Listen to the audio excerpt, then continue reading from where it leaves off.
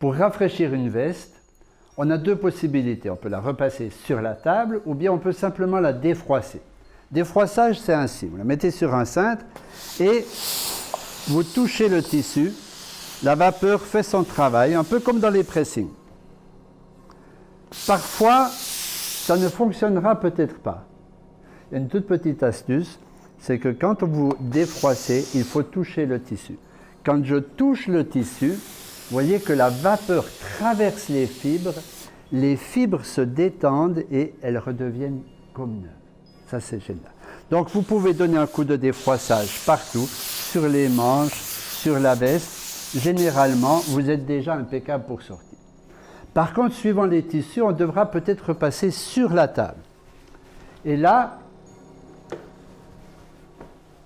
faudra veiller à deux choses. Premièrement, quand on repasse des tissus délicats avec un fer chaud, on a souvent sur les coutures des marques de lustrage.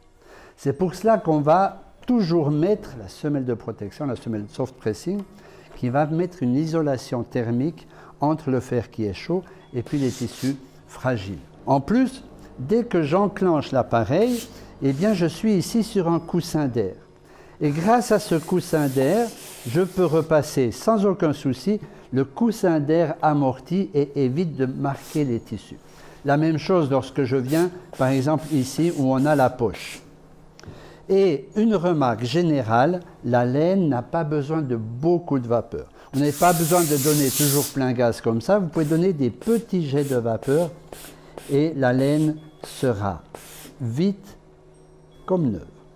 Si vous avez parfois des poches qui sont devenues toutes gondolées là où il y a la couture, l'astuce n'est pas de donner beaucoup de passages, mais de passer une fois avec de la vapeur. Vous tendez un petit peu la couture et vous repartez tranquillement. Et là, votre couture restera absolument parfaite. Pour le revers, ça c'est assez délicat parce que c'est ce qu'on voit tout de suite quand on porte la veste. On va repasser à l'envers.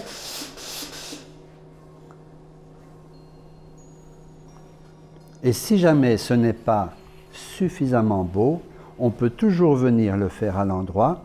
Et là, on y va tranquillement, simplement quelques gestes de vapeur et laissez peut-être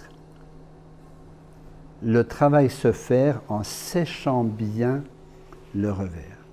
Restez immobile et là, il a une tenue magnifique. Ne jamais repasser là-dessus, ça fera un pli disgracieux. Vous le laissez revenir naturellement, il sera très beau. Ensuite, pour les manches. Alors les manches, le haut de la manche, la partie de l'épaule est souvent difficile parce qu'on a des plis là qui restent marqués. On peut essayer de le défroisser ainsi, mais j'aime pas trop parce qu'à l'intérieur de la veste, il y a mes doigts et j'aime pas donner trop de vapeur ici. Alors pour protéger mes doigts, je vais simplement utiliser un linge quelconque. J'en fais une boule que j'insère ici dedans, ce qui me permet cette fois de donner de la vapeur et en même temps avec le fer de modeler, de donner la forme idéale, la forme originelle à la veste. Ne donnons pas trop de vapeur ici, sans quoi il y aurait de l'humidité et le tissu risque de regondoler après. Donc simplement quelques jets de vapeur.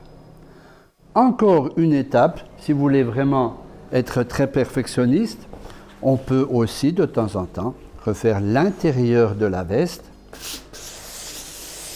Et grâce au coussin d'air, les deux tissus se tendent, parce qu'ici on a deux tissus séparés, le beau tissu et la doublure. Et quand on repasse, parfois ici c'est beau, mais à l'intérieur, de l'autre côté, eh bien, on a des faux plis. Tandis qu'ici, grâce à la soufflerie, ça me pousse les deux tissus. Je peux, voilà, lui redonner un petit coup de soin.